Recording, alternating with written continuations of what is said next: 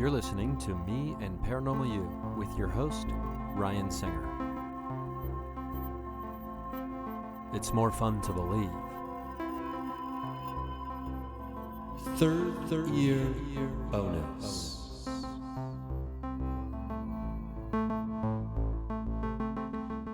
And welcome to the program. This is Nigel. I have chosen for many reasons, personal and professional, to be keeping my last name, or surname, out of the program. That's a story for another time, I imagine. Anyway, this is the Halloween edition of Me and Paranormal You. I have curated this episode. Ryan has a small part in, what shall we say here? He has a small part in the production and the actual recording of this episode, so he will be here sharing some thoughts about All Hallows Eve, or the Devil's Night, Cabbage Night. It's got all kinds of names. Dia de Muerte, I believe is, if I'm getting that right there. Anyway, I'm not an expert, I'm not a historian, but I've got a special thing here I'm going to be doing. I've got an old mate of mine, and as long as I haven't pissed him off there now, he's going to be sharing some stories. Now, what I mean by mate, let's not look at it twisted here. He's not a good friend of mine, and he's I guess what you'd call over here an acquaintance. He's someone I know casually through people and through other people. We've gotten to know each other just quite a bit now. I just know I have heard him tell some of these stories at get-togethers, at teas and such, and he's going to be sharing some of them here because they're quite frightful, and it's Halloween, so what time they get scared is Halloween time, and it looks like Ryan's trying to get in on here. Yeah. I guess the tables have turned here. Yeah. Ryan, what is it that you're trying to chime in now? I am trying to chime in. So, let me get this straight. You don't know this guy very well? I mean, no, I was under the impression,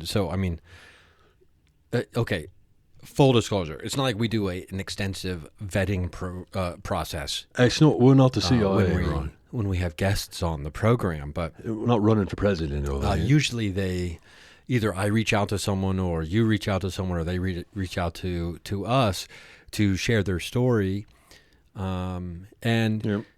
I'll know something about them, or you'll know something about you'll know what their story is, and it's specifically what it. And I'm coming into this blind. Yes, you are there. Yeah, I'm coming into it blind. So yeah, I don't understand what the problem is. The reason, and I'm trying not to be judgmental. Oh, you're trying, but that means you are. But I briefly spoke with him outside, yeah, right? And I don't think I'm. This is I'm where not trying to be judgmental and judge a book by its cover or judge a person by their voice, but I'm not trying to be judgmental in that way. But this is where you say you are, man. Right? This is going to be okay. This is I shouldn't be worried about that. What are you worried about? I've got all of this under control. I shouldn't be scared about this. Is this part of the thing? It's trying to make me scared about this. Oh no, it's not me trying. Okay, well, I'm just going to let you get back to it then. You just let me do it. And keep in mind this is on you, Nigel. Oh, it is then. Yeah, it's on you. You curated the whole thing, right? Okay. Yeah. Okay. I did. Fingers crossed. I am actually a little scared. Okay. I'll come back later and go ahead and be scared. That moped in the background again. Then it's pissing me off. Anyway, this mic is too sensitive, much like the host of the program, Ryan. A little bit too sensitive. So yes. Ryan is scared because he's lost control of the program. I think is what really scares him. He's not in charge of what's happening because it's me, Nigel, for the Halloween Spooktacular. That's what this program is. Just named it. So it's coming up late. Apologies for that. That's on Ryan. Oh, it's not on me. This should have been taken care of a while ago. Anyway, so I'll just tell you this much information. I've been at a couple parties with my mates over the years. There's been a guy there named Leopold. So Leopold, every once in a while, they'll elbow him a little bit, and he'll tell some stories. He's got some crazy stories, and I don't know if they're true or not. He swears them up and down. He swears them up and down that they're true. That he's not blowing anybody out. But I don't know. I'll let you decide for yourself. So Leo's here. I'm just going to let him take it. He's not real used to being on microphone, so I'm going to let him take it over here. Leo, I'd like to start, if I could, or if you could actually, rather. And I'm not going to interrupt, really. It's not going to be like an interview. I just want you to tell the stories without me chopping them up or, elbowing in then.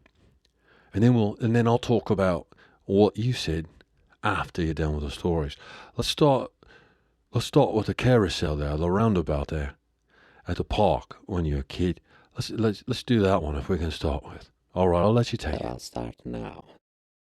Yes, so I should start off by saying that children I grew up with, have always quite teased me by my voice. My voice was always something that certain people found disturbing or creepy. Nonetheless, I was fascinated ever since I was able to read about stories of the dark, stories of the woods, stories of mythical creatures, stories of fantasy, and stories of sci-fi. I would often spend my days, especially during break from school, reading these stories. At the park, there was a park not too far from where I was raised. There was a bench there. It was painted purple. I don't know who painted it purple, but it was. It was not the park. Someone had come and painted the bench purple. Nothing else in the park was purple except this bench. But on one of the furthest plank of where you would sit on the seat part of the bench, there were tally marks scratched in to the bench. They were deep, as if something with great force had carved these tally marks, as if they were counting something that none of us knew what. At least I did not know what. Then one day, news broke around the neighborhood, around the village, that one of the other children had gone missing. His name was Olaf. Olaf had gone missing, and no one knew. Olaf was 11 years old. This was the first time in many years anyone, let alone a child, had gone missing from our village. So it was some time after Olaf went missing, and I'm sad to say Olaf was never found. But it was some time before my parents would let me go back to the park alone to read my story of fantasy and sci-fi. But when they did, about a month later, I noticed on that bench, that purple bench, that there were now 5 tally marks instead of 4.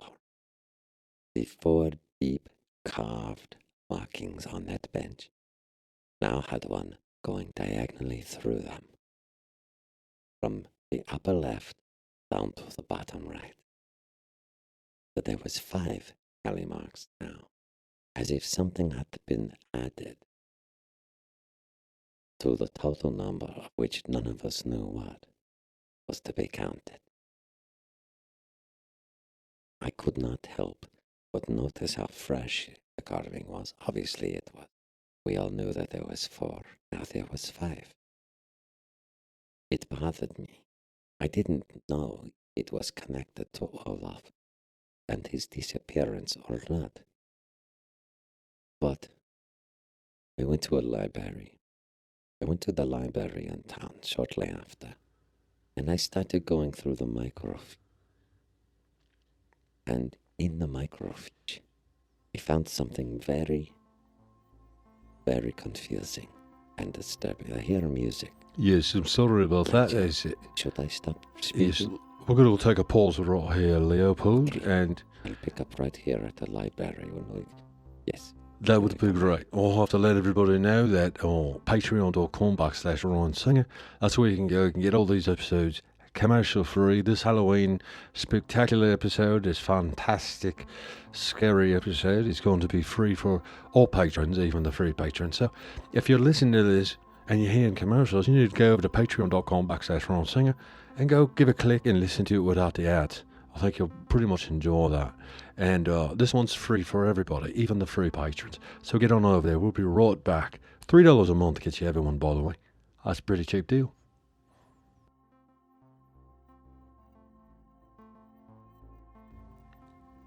And we're back. And I hope you're here with us. We're going to pick up at the library with Leopold's story here. And we'll get back into what happened. Or if we even know. I'll let Leopold... Leo, you go ahead and take it. Okay, I'll take it. So I was at the library, and I found the microfiche, where you can go through old periodicals, old newspapers. And I searched, and I searched. I spent about 2 weeks going to the library, going through old newspapers. And I noticed that before Olaf, before I was even born, 4 children had gone missing in this village, in this neighborhood, over the course of about 15 years. No one had spoken of such things, which to me seems a bit strange that no one speaks of children gone missing.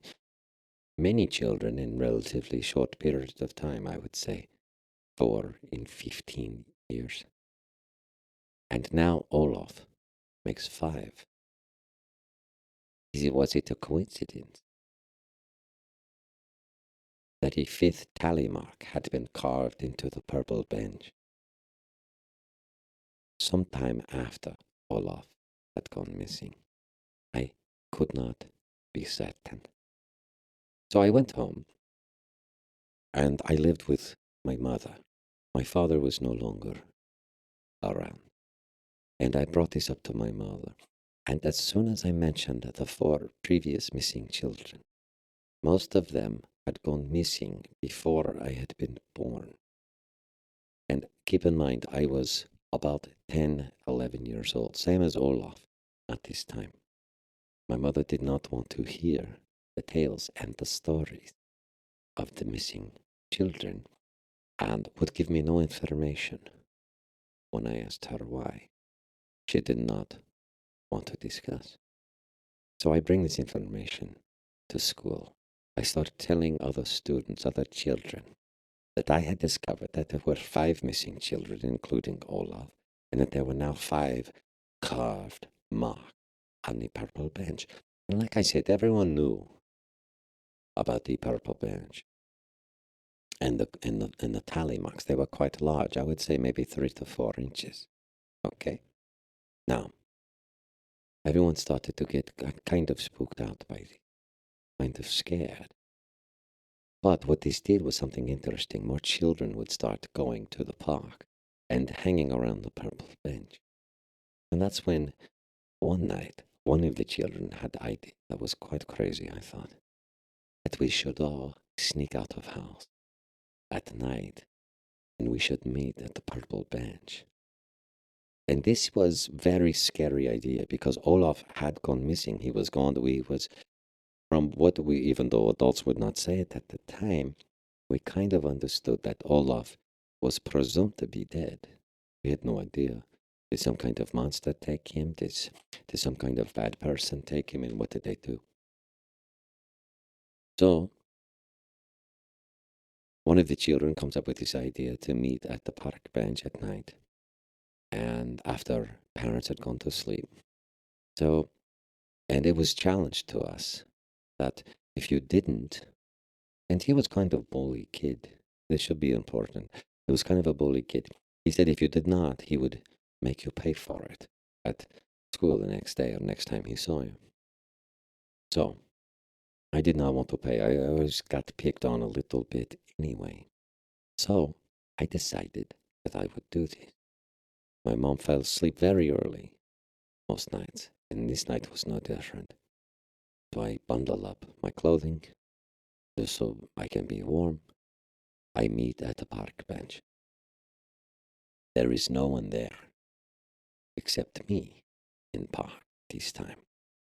None of the other children showed up, or whether or not that they were able to get out or not sneak out. Maybe their parents stay up late. I don't know reason why.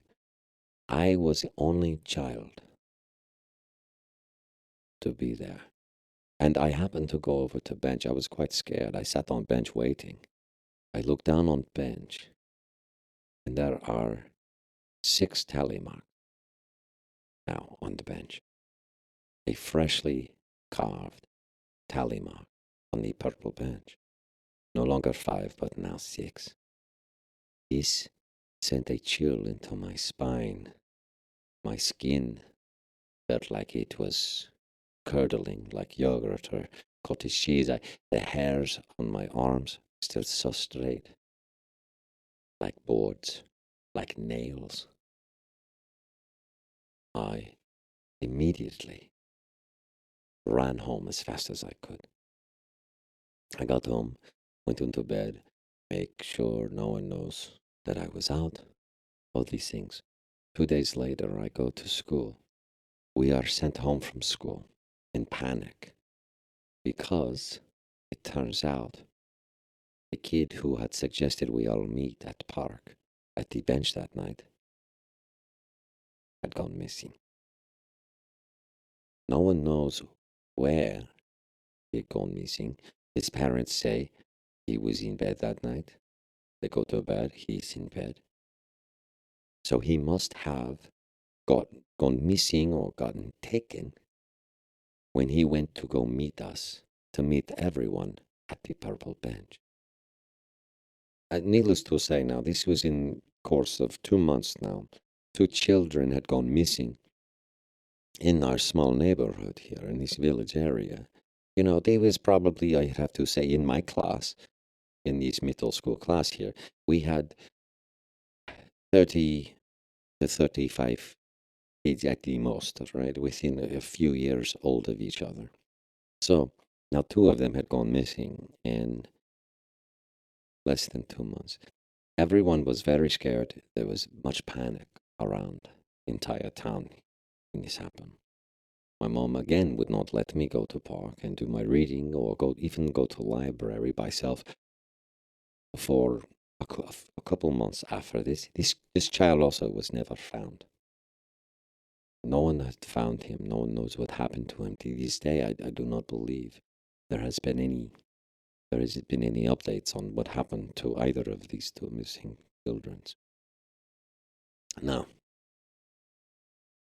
a couple months later, my mother finally lets me start going the village, the town, that we start to try to acclimate ourselves, try to get back out, try to live our lives in a way where we're not controlled by the fear of what's happening. But keep in mind, I'm just a kid, so I was very scared. Anyways, I was into, trying to figure out, was it mythical beasts?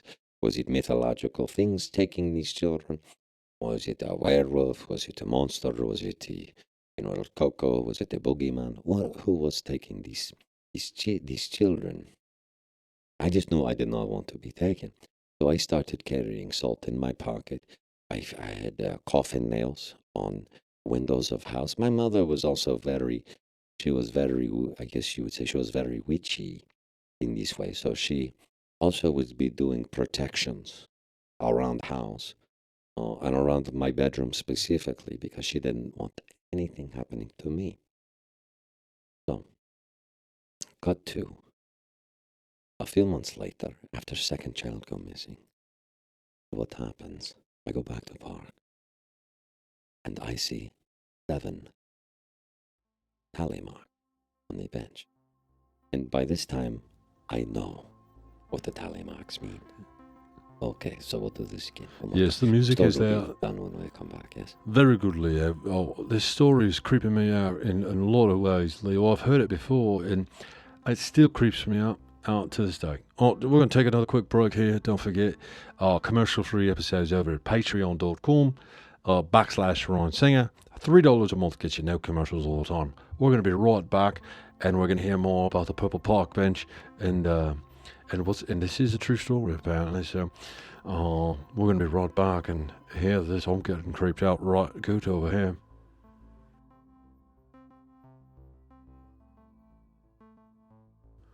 And we have returned. So we're going to get back in that story. I'm going to let Leopold finish up telling the story about the Purple Park Bench and the missing children. Here we go. Thank you very much, Nigel. I appreciate that. So, I notice, after a couple months not being able to go to park, I notice on the first trip back to park, there are 7 tally marks on purple bench, which to me indicates someone else is gone, someone else is missing. But there had not been reports of any other child gone missing, so it confused me. So I went straight to library. I went to microfiche. I looked up very recent, and library they would have, newspaper did not come every day. It was not big enough place for daily newspaper, so it would be usually once a week, newspaper would be dropped. So I looked through last 4, 5 weeks, 6 weeks of newspaper to see crime section or if anyone had gone missing. I noticed something very peculiar. The father of second child to go missing, the let's just say bully, even though he gone missing and, rest his soul, I don't know. He was a bully at school. That this much is true. I noticed his father had gone missing. He was a missing person. No one knew what happened or why he went. Many people, I later found out, many people assumed grief of losing child is too much for him, so he leave. Maybe go start new life, maybe start a new family, try to forget he lose child.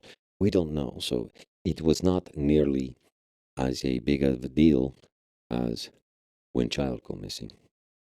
But nonetheless, I did notice a new tally mark on the bench. And so, to me, this meant he was missing with his children. Okay, so now there was 7 people missing from these children, and so then I decide that there has to be a way to figure out who may be. Not who may be next go missing, but what connect people who go missing. The first 6 people was all children. So that seemed like, okay, there's children, but there's no rhyme or reason. Then the father of children. So why? So me confused. Why does the pattern break? Why was it 6 children and now a parent, a grown-up? Then I come to find out, many years later, that not only did the father not go missing, but he was taken. He was taken by church. The priest and I guess other people from church came and took the father. I find this out years later when my mother drank a little too much and she started telling me a story about how the church took him, because I was telling her about the 7 tally marks. And then, because shortly after, bench was removed. Bench was taken. I think people got creeped out by the purple bench and the tally marks showing up. And people thought if we could remove bench, we could remove people who go missing. No? We stop people from going missing, right? Because what has happened was, before bench was taken, I carved an 8th tally mark into the bench. But it was on opposite sides, so it was kind of like first tally mark. Does that make sense? Like a mirror of a tally mark. So 7 tally marks of people go missing. I make 1 tally mark, hoping people be found. Does this make sense? I wanted to try to reverse this curse of the tally marks. So, the father was not missing, in fact. He was taken by church. And when he was taken by church, they found someone who had been taken, but had not been reported as missing. It was his wife. They found his wife. Well, I should say better. They found her remains in basement of house, in cellar, the storm cellar of the house. They find her. They find her remains. The reason they find this is because neighbors had noticed husband had not been going to church, had not been out and about, worried about him and his child. They thought he left town. They thought they were worried about her because husband had left town. There was nowhere to, she was no longer being seen. So they called church. They don't, in my town, they call church before they call police. They call the police. They go over there. And what they find is that her remains, are in storm cellar. Church takes him, we don't know where. Now he's gone, even though we thought he was gone already. If you look up to this day, you do not find day of death for this man. He is not in cemetery. There is no record of his death. So, I start snooping further as I get older. I grown up now. Only 7 people gone missing. Only 1 been found. I look into it many years later as grown up. When I'm at university, I'm studying. I have more resources now, yes. And internet is in very early stages of being thing. I can find more information all around the world. I track his name down. I cannot say these people's names. He was subject, according to a friend of mine who went to seminary and goes on to go be in church. He was ongoing subject of study for exorcism. They believe this man not only possessed by demon, but actually might be demon, might be real life demon. They think demon take form of human man and terrorize this neighborhood. They believe all of the missing children, including his son, were victims of demon. Yeah. This demon pretending to be man. Now, what they don't tell you is they perform tests. They try to exorcise demon from man. They realize man is demon, cannot exorcise a demon from something that is a demon, pretending to be man. My friend who's in seminary becomes exorcist. He tries to exorcise demon. He realizes you cannot exorcise demon from demon. Demon just pretend to be man. What they have in this place where they study him,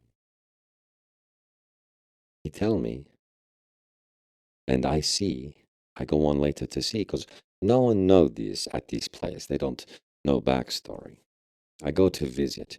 It's in Italy, is where he was off. But it's not where we grew up. I go there. Out in the front of building is the purple park bench. That was in our park. I cannot believe that it looks similar, it looks same. I think no way this is same park. So I go. I sit down on purple park bench. There are 14 hash marks on side of missing. 2 hash marks on side of found, where I had started with the 1. I ask a friend, I say, what in hell is park bench doing? And he say, church knows park bench is anchor for demon, portal, power. Keep here, keep tethered. Without park bench, demon free. Well, that is quite troubling and disturbing, actually. To think that they would keep that there knowing more people are going to go missing. If in fact what you're telling is a true story. We're going to be right back. I've got a couple of questions for old Leo about this purple park bench. This tale of the purple park. The purple, it's hard to say actually, in fact. Purple park bench being the anchor for the demon himself, or a portal of some kind. It anchors him to the physical realm. That's quite fascinating. I wonder if Ryan said anything about that, such a thing like this. We're going to be right back, and I wonder what purple signifies, in fact. We're going to be right back after a quick short break talking about the purple park bench that anchors the demon in the real world.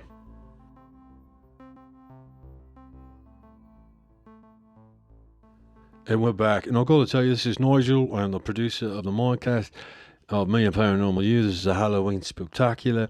We've got Leopold in here telling...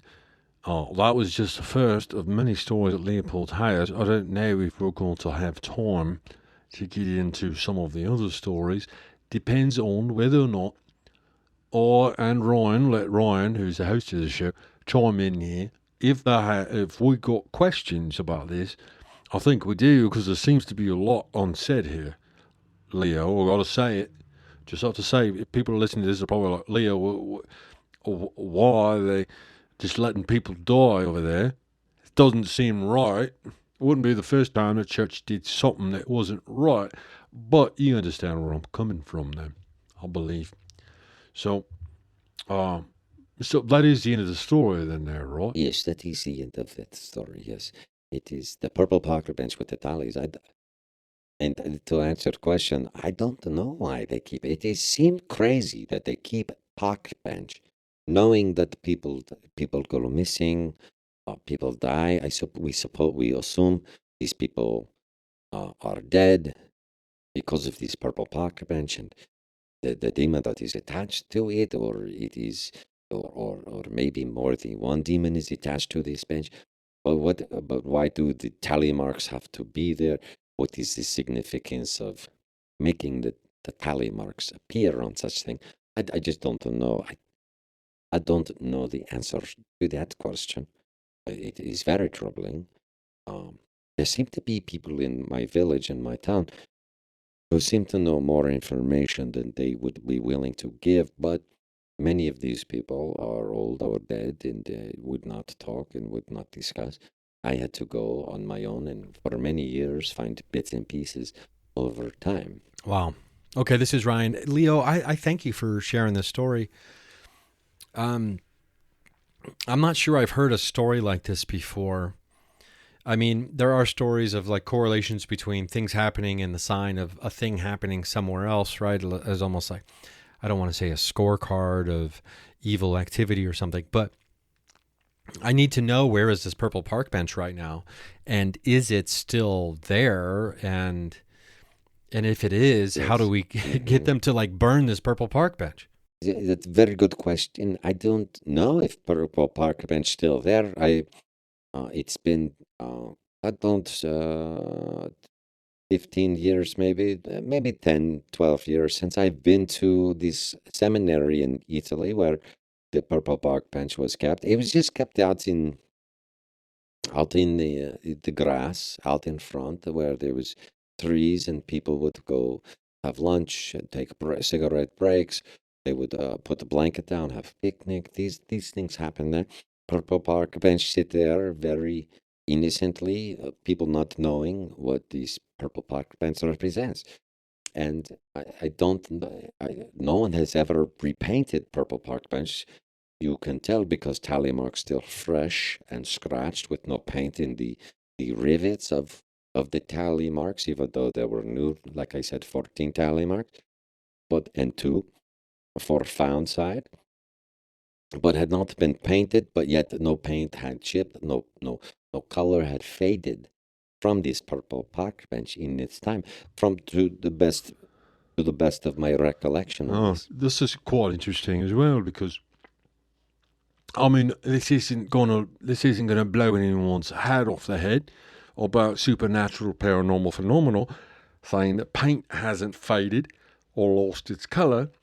But what I find peculiar about this is that it's a bench that sits outside and it weathers the elements, as they say. We're talking rain, storms, sunlight, wind, hail, snow, etc., etc. And there hadn't been any decay of the paint or of the vividness, if that's what you're talking about, the vividness of the color, the purple. Is that right, Leo? Yes, this is very correct, what you say. There has been no decay and vividness of purple color, of purple brightness, of purple paint. No chips, no large patches where people sit that has been worn away. So, in many ways, yes, it is not going to convert a non-believer into a believer of paranormal, that paint has not faded or lost brightness or worn away over. We talk here 30. We're talking of more than 30 years here with these purple. 35 years. This is not no, and I should say no one knows where Park Bench came from or who painted it purple. The park was donated. The park was part of a bequeathment of there was rich family where I grew up. They were very religious. They they they bequeathed part of land when father, the patriarch of family, died. He bequeathed like 2 parcels of their land to the town to be used as park. They take care. They build park there. See, they very rich family. No one knows. Very private. Um, they in charge. They have long history of being in charge of town, of whether it's through politics or through commerce of town. These people very rich. They have ties to other rich relatives and other places. They built park. They want to put Purple Park Bench there. We think. I think this. Yes. This was private park that became public. So private land became public land with this Purple Park Bench. So after park torn down, a family leave town. After bench leave, this family, they leave town as well. They pull money from town. They leave politics from town. They leave town. They not seen. They gone. Empty houses, empty buildings. They just gone, like ghosts. They were all gone with no real warning or explanation. No, when The purple park bench is gone. Family doesn't come to work. Houses are empty. No one see moving trucks take belongings, beds and bureaus and things these large things from homes. They just empty. Some say doors wide open, windows open, houses empty. People go to work as servants for these rich, powerful family. No one there. No one there to serve or cook for or clean for. Some of these servants keep going to work, hoping that they might still make wage as they go. But no, never to be heard from, never to be seen again. Now this was initially when this was over 30 years ago. Okay. And so I find out information later. I see purple park bench over 25 years later. Or 20 years later, whatever it was. Luckily, only had 7 more tally marks, if we can say that. Okay? If we can say. Which, even a number so small seems very unlucky. Yes, indeed it does. I've got to say, 7 more souls snatched away. We're going to be right back with more Leo on the Halloween Spooktacular right after this.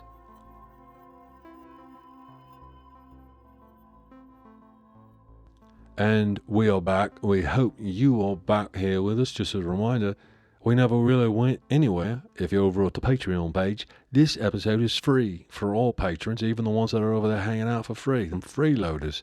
And let me tell you something, we love freeloaders. Go over there and be a free patron for the rest of your life. If that's what suits you, if that's what tickles your fancy doodles, go and do that. We love that. Ryan loves that. So just thank you for being there. Thanks for supporting the show. What we got here is a story that started off as a creepy Halloween tale or kind of a boogeyman situation. Now it's kind of turned into something else. It feels like, I don't want to say it's a haunted object story here, but this purple park bench seems to be the epicenter of the problems here, or at least what's bringing in or anchoring in, as your friend who was in the seminary said, like an anchor to the demon, or kept the demon anchored around it. Yeah, that's weird to me that, I guess there is, in folklore and mythology and some mythical tales of yonder, of lore and things like that. There are things that can anchor spirit or supernatural or paranormal phenomena or cryptids or, supernatural beasts. There are things that can, anchor them to a location or a thing, right? I think that is something that can be found to reoccur in stories from the past and even now or moving into the future. Certain ghosts seem to be anchored into locations where something happened to them. What is it about this park bench, or was it infused, or was it created? Was it something that was kind of made into an anchor, or is there something in this park bench? There's something about the wood specifically. I don't know. It's just creepy. And I love purple. Purple's like my favorite color right now, and it's creeping me out because now I'm like thinking of purple differently. Yes. I'm creeped out now about purple. Yes, it should be said that some of these things I do not know answer to why or to how it is. And I do not know this family. This family I was, like I said, I was a child. I didn't have many friends. Not many people associated with me because I was so weird, right? And we did not have money, right? These families that leave, that make park, that put the bench there, we assume they put the bench there, and then family gone, bench is gone, same time family is gone. Why they take the bench? There was lore around this bench, but most people or rationally minded people in materialistic world, they not say bench responsible for children and people go missing. All right? They say person do this. Sick person, murderous person, mentally ill, sick person, for some reason, do this to other people, take children, kill people, kill wife. But then man taken from home, who everyone thought had been gone but was there the whole time. Then he kept alive to be studied at seminary in Italy. Who is this family and why did they take the bench? Who took a bench, put it at the seminary? Why bench still here? Can bench be destroyed? And if so, why not has it been destroyed? Or does it? Indeed. There's many questions from that. Indeed. So many questions about that. Well, that bench should be drenched in gasoline and liters of it. It should be lit afire. That thing should be incinerated. That thing should be, and it should only be doused and put out when it's ashes with holy water. Oh, I ain't even a religious man, but I need this park bench to be burned right quick now. I don't like the idea that this park bench is out there where anybody could sit on it, probably. If they're passing through this area, wherever this is over in Italy, don't need people sitting on this bench anchoring a demon to the world here. If you believe in demons now, which you're saying this story is true, and I'm inclined to believe you, Leopold, because you seem like an honest fella. And I've seen you tell this story before. Not a single detail of it has actually changed. You told it exactly as I remember it. Wow, okay. So it's not a single thing, huh? It's crazy to me. Yeah, Leo, obviously I just met you, and, I appreciate you coming on and sharing this story. And the fact that it's a true story is fucking utterly creeping me out. And I almost wish, this is one of those stories where I wish I didn't hear it. I don't think I can handle a second story from you right now. So we're going to have to do another story another time, Leo. But this one specifically has got me, like, I'm thinking like, okay, this is kind of creepy, and I hate this shit when like people go missing and stuff like that. But then I was like, why is he talking about the purple park bench? Like, who cares about that? And then it seems like such a benign detail, and it ends up being the part that creeps me out the most. Well, Leo, I appreciate you coming on. We're going to keep this one under an hour and try to cut out the commercials. I think so. We don't have to do any more commercials for people, but thank you for sharing. Nigel, thank you for lining this up. We got to have Leopold back. Someday we will. That's right. When I've grounded myself again and I can handle more scary stuff. I got to tell you, Ryan, that this isn't even the scariest story that Leopold's got. I put it top 3 for sure, but there's at least 2 others I can think of that you listen to. I don't know if you ever heard a story before that makes you want to throw up. Such a visceral reaction, just words being said, but they are very creepy. So, Leo, thank you for coming on. We appreciate it. And, if any other developments happen, just make sure you inform us. We'd love to know, or we'd love to figure out if that purple park bench is still out there. We can only assume it is. Which is wankers for me. It's still out there, but hopefully maybe we can get that thing incinerated at some point, get it taken care of. And if you see a purple park bench out there, people, and you're in Italy, don't get close to it. Stay away from it. Do us a favor. Stay away from purple park benches. Anywhere you see purple park benches, stay away from them. Yes, thanks for letting me tell the story. Of course. Well, it's a proper Fright for Halloween night, or the day after Halloween, whatever it is. We're properly in November now by the time this goes out. I got to tell you, and thank you for listening. I hope you enjoyed that story. I hope you ain't got too scared from it. And also, share, like, subscribe, share the podcast.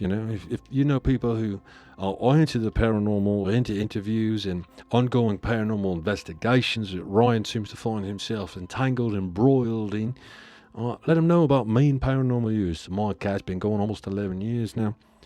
777 episodes happened about a week ago or so. That's a cool number then. And then, Yeah, so we appreciate you, and as Ryan would say, if he doesn't see you at a live comedy show around Los Angeles here in the next couple of months, he'll just see you at the watering hole on the astral plane. And no, that's right. He also says, "I love you, and I hope you love yourself." And Nigel does too. So take that to the bank.